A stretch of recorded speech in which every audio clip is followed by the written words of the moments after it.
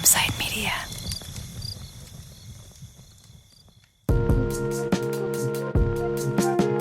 Hey, Campside listeners. Welcome to Inside the Tent, our series where we go behind the mic of our hit podcasts. I'm Anthony Pacillo, the head of TV and film at Campside, and today we're going to revisit a Campside classic, our weekly narrative show, Eclipsed, a series that explored stories hidden in the shadows of major historical events, and a series, in my humble opinion, that shines a light on more than a few characters worthy of screen adaptation. It also has the historical distinction of being Campside's very first weekly show, written and produced by some all-time Campside greats, including producer Layne Rose, who I have the pleasure of speaking with today.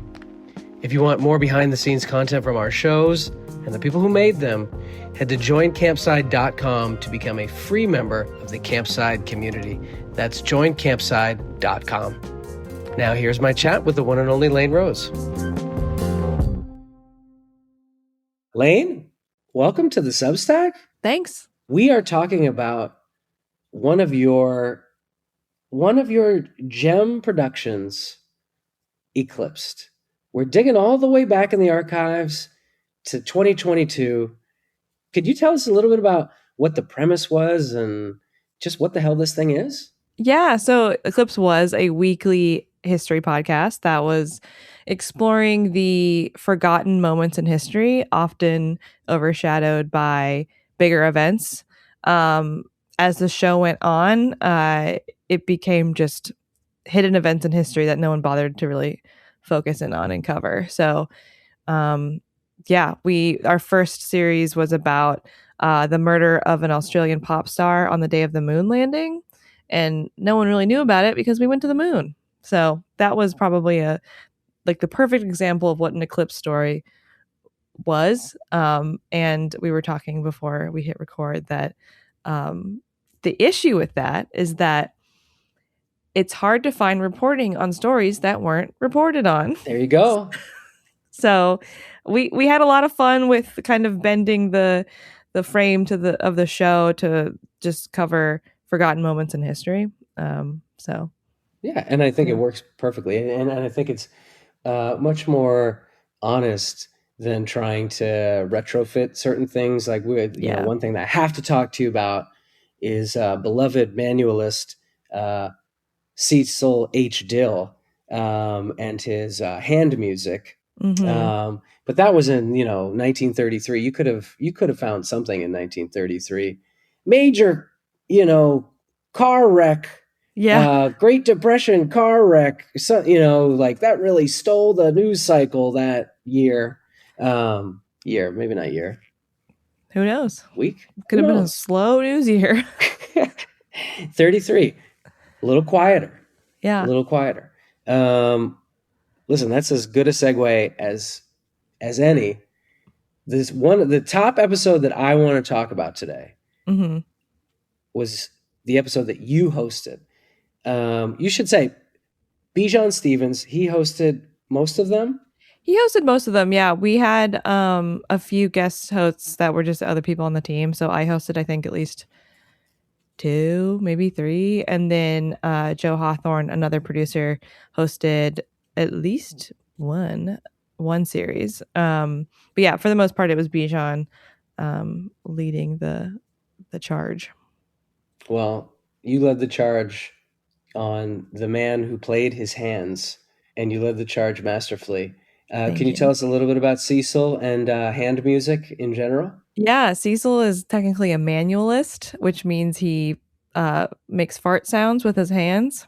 And, if you go back in the Internet Archive, there are a bunch of newsreels from the 1930s, 20s, from the dawn of film, basically. And one of them that I found was this video of Cecil playing his hands. And it was just really funny. And I think part of the joy of that episode and Cecil is that it is a timeless joke, a fart noise. And so it just was an episode where I was able to follow my curiosity and figure out what the heck's the deal with this Cecil guy. And we were able to track down I think it was his nephew. And yeah, it was a heartwarming story about a man who just farted his way across the country. He sure did. He farted his way from Traverse City, Michigan, to all the way to Hollywood. He did. Big dream in Cecil. Mm-hmm. This is kind of a minor question, but the word fart has never been my favorite word. Did they use the word fart? Was that kind of the official nomenclature? Or was he like, what did they call the music he was making? Like flatulent sounds, or did not? No, nobody even broached it. Was it That's kind a of like great the elephant in the question. room?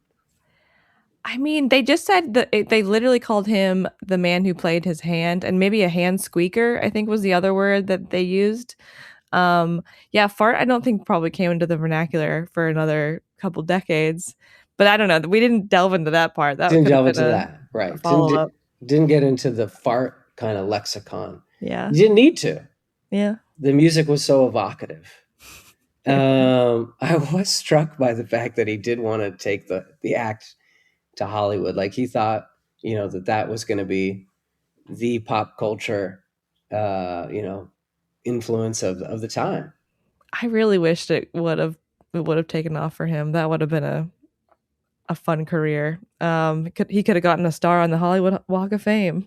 He could have. Well, after listening to the episode, you styled some hand music yourself. Did you actually? Oh, here we go. Oh, No, you can't. oh. I'm not very good at it, but I will say, are you talking about the theme song at the end? Well, I was just talking about that you. Oh, right, because you took the outro. Yeah, so that wasn't me. That was technically Doug Slaywin who composed a specialty theme song with fart sounds, with hand fart sounds. Oh man, Campside 2022. Yeah, What a vintage. we we didn't know what rules to break, or we didn't know the rules, so we could break them all. I don't know. You tracked down. You mentioned just now, but you tracked down Cecil's nephew Gary. Mm-hmm. What was that process like?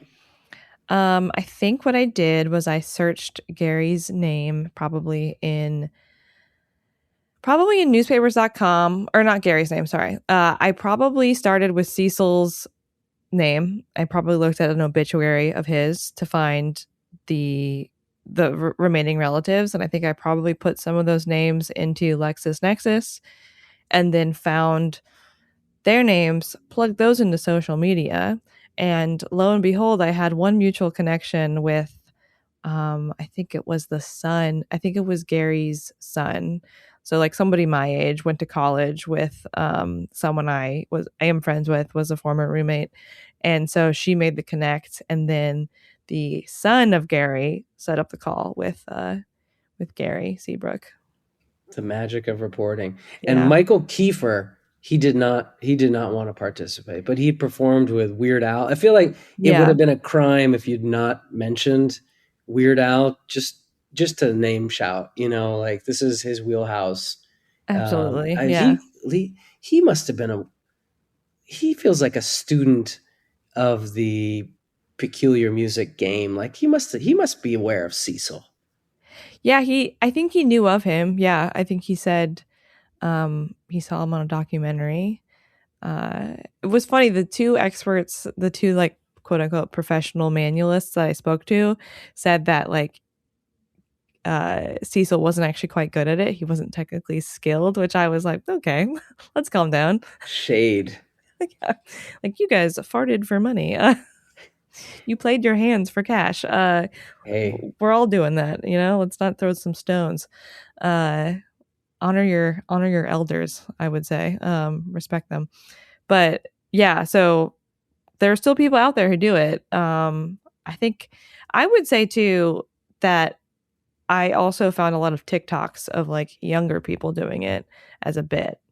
I don't think I reached out to any of them because it was like, some kid making sure. an Instagram reel or something. But the talent persists. Like the hobby is still there. People are still discovering the joy of hand farting. Well, I think I guess of hand farting as maybe a hand to a mouth. Mm, You know what I mean? It's kind of the traditional. So it feels like that's what separates the amateurs from the artists. Is maybe if you can just do palm to palm and make it work, Like Yeah. that feels like where you're making music as opposed to making like third period geometry distraction. Absolutely. I think there's more technical skill in changing the tone of your hands, because we're all proficient in making sounds with our mouths, and that's what the hand on the mouth is. You got to have more, That's right. skill to You do gotta the have more just skill. hands. Yeah. It does. It's something about it all feels very. Did you see Marty Supreme I did not. This is the second person today that asked me if I have. today? Yep. And I said, Like, no, I was stressed during Uncut Gems. So if you hit 3, I think you have to see it. I think so. Yeah. I only bring it up because it does feel like his character and the kind of whole ecosystem of ping pong, like it all feels very like niche king Mm-hmm. stuff. And I feel like Cecil in his way was like similar, a niche king. Mm-hmm. So Yeah. maybe this is, I don't know what Cecil looked like, but maybe this is Chalamet's next big kind of like meteoric niche rise in the world of manualism. I think that's a very good point. I think Cecil was I think Timothee Chalamet is kind of an odd looking guy, right? Like he's got some shapes to his face. I don't know. I think Cecil probably also had some angular features, so it could work. There's a bird like quality to him Mm-hmm. that he's really making work. Yeah. Um, I tend to, the way that I engage with so many of these stories. This was one of the first series that I listened to when I started at Campside in 2022, and my job, among others, is to try and turn these into screen adaptations. So I've gone through the whole catalog, Mm-hmm. and that's why I'm seeing Chalamet's, seeing ghost Chalamet's here and there. But a couple that really stood out to me, in addition to your hand masterpiece, Silver Thursday, Mm-hmm. about the Hunt brothers. We actually fashioned this one as a movie pitch called The Brothers Hunt Mm-hmm. at one point, because the brothers are such phenomenal characters. Bunker, come on, just Bunker and Herbert Hunt. Yeah. You don't even need to know what they're doing. No, You you just want to don't. follow those two guys based on the name alone. But Yeah. up the headline here, and then I'll let you fill in a little bit of the detail. The headline here is that these two brothers tried to corner the silver market in 1980. I think they owned about a third of the world's silver at the time, and they tried to get all of it, or Mm-hmm. at least a majority. And they tanked the global economy and lost $1 billion. Is that kind of the? That's the gist. Yeah. It's just. I mean, that to me is like, how have you not heard? Like, that is a perfect Eclipse story, because it's, how have you not heard of these two guys Yeah. that tried to take over silver on the planet, tank the economy, and lost $1 billion? It's just a phenomenal. It's just a phenomenal swing and a miss. It really is. It was that story. I re-listened to it today. And that story is so wild because there are a lot of like echoes in today that are happening. Like, they talk about the war in Iran. They talk about, stock manipulation. We're talking about billionaires messing with our government. Like, it rings true today because it's repeating itself. Oh, they're so conspiratorial too. Like, I Yeah, feel like yeah. there's that kind of like wingnut element that like led them down the rabbit hole of trying to do this to begin with. And like daddy issues are timeless. We're always going to talk about daddy issues. And Evergreen. I do feel like, I mean, if Taylor Sheridan wants to get in on this, this is a very Texas-y story. Very Texas. Because like they're oil guys. Mm-hmm. They also make their own fake currency. They're bunker bucks. Bunker bucks. Which I just loved the idea of that, them coming up with that idea to save themselves because it's so egotistical. Can you tell me a little bit more about that demented plan? They were, I think what it was they were trying to get people to buy bunker bucks, to invest in bunker bucks, which was basically had value in silver. like their own currency, but it did not take off because why would you do that? It's not a real investment. It's a little bit akin to the crypto hustlers. Yes, yeah. Like, hey, this is a thing. What do you say? Yeah. And hey, listen, the thing that struck me about this story, and I wonder if it's a part of the magic of a true Eclipse story that never quite hits the radar. Mm-hmm. And then we find it and put it on Eclipse, but it never quite hits the radar because these guys, yes, they did lose $1 billion. Yes, they did actually fail in their mission to take over the world's supply of silver. But there weren't real consequences exactly. Like they went from 5 billion to 4 billion. I believe the Hunts still own the Kansas City Chiefs. I think the Super Bowl trophy is the Lamar Hunt trophy. I think You're right. they're still very much in the mix. They seem to be doing just fine. I mean, there was consequences. Like they got in trouble with the law, but I think it just amounted to a slap on the wrist. They were found responsible for civil cases of conspiracy, and they were ordered to pay money to compensate to a Peruvian mineral company that lost the money. And they declared bankruptcy, but we all know that doesn't mean really that changes their life. They probably still lived in comfort. I think so, until the very end. I think one of them, I forget if it was Bunker or Herbert, only died recently. I mean, 1980 ultimately it's one of those funny years. I mean, I'm curious what you think. You guys, 1933, you've got Manualist in 1933. You've got the Hunt brothers in 1980. Mm-hmm. Another one I want to talk about a little bit with you is the Medfly attack of 1989. Did you have a limit? Did you have kind of a time period that you were looking at specifically, or was it everything's on the table? How did you go about this? It definitely was, what will we have archival tape of? Who can we talk to that maybe was there, or that has a connection to that outside of like just an expert voice. So like we did a couple episodes about some things that happened. I think that I want to say the earliest one was the Shackleton Arctic expedition. And so we didn't that was what, late 1800s. So nobody was there that we could talk to, but that was more of a, and in that case, for that one, I think we sent Joe out into a snowstorm and he kind of just recorded from a tent for a little bit, because that episode was about hot beverages, and we talked about hot chocolate in the Shackleton expedition. But yeah, it really was just like, how can we make this an audio story? How can we make it an engaging audio story that takes place in the past?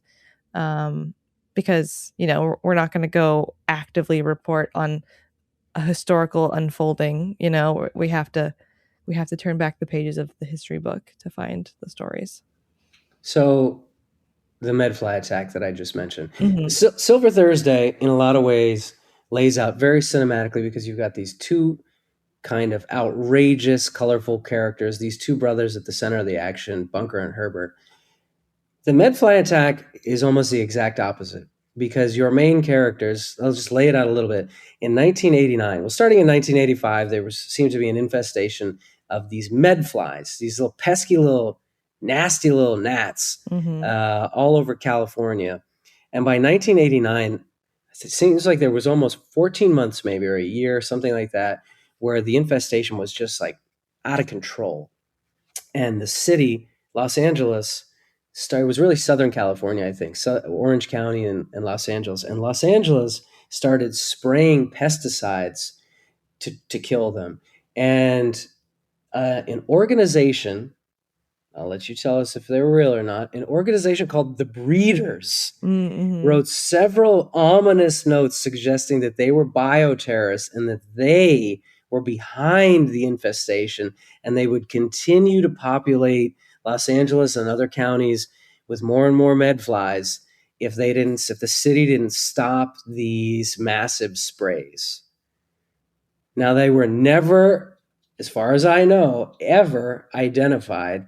It was never necessarily corroborated that they were a real organization or what, or that they were behind it. How did you tell such a compelling, such a fun story about this world with no characters? I Who the hell know. are the leaders? How'd you do it?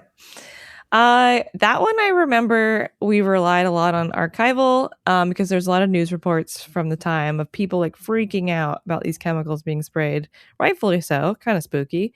And we had some really colorful experts on the show. I remember, or that particular series, there was a scientist named Jim Carey, who was the one kind of leading the research on that. And that was a good example of just finding somebody who was like fun to talk to, kind of made some jokes here and there, but could like explain the science in a digestible way, entertaining way. That was another thing too, where the breeders, I totally forgot about that. Speaking of Eclipsed, it's Eclipsed in my memory. The breeders were just kind of a nothing burger in the story, like on the from first glance, it sounds like it's going to be a huge part of the narrative. Like, oh my God, there's this like mystery group that are threatening, to keep releasing these bugs. But there was no reports of it. They could never figure out who it was, and like we weren't going to get to the bottom of it. It would have been cool, but a weekly show cannot dedicate months to investigating an underground group from the 1980s. Can you believe it? They just got away with it. They just wrote their little letters, and nobody knows. I wonder if they heard the podcast. I hope so. There's so many colorful characters. Jerry Brown, Tom Bradley, famous for having his own terminal at the Los Angeles airport. Oh. Yeah, look out. Is it a good terminal? It's the international terminal. Okay. So, that's pretty high profile. Yeah. That to me is the signature of Eclipsed, the weekly show. Is just colorful characters up and down the roster. And you know what?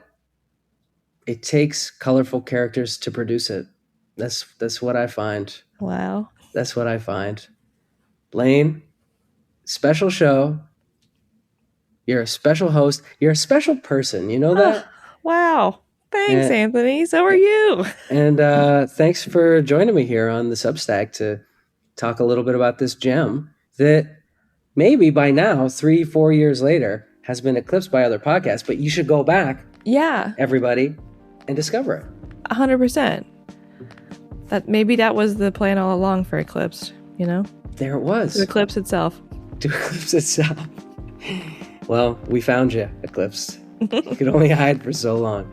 All right, well, I'll talk to you soon. Sounds good. And thanks, everybody, for joining us. Thank you.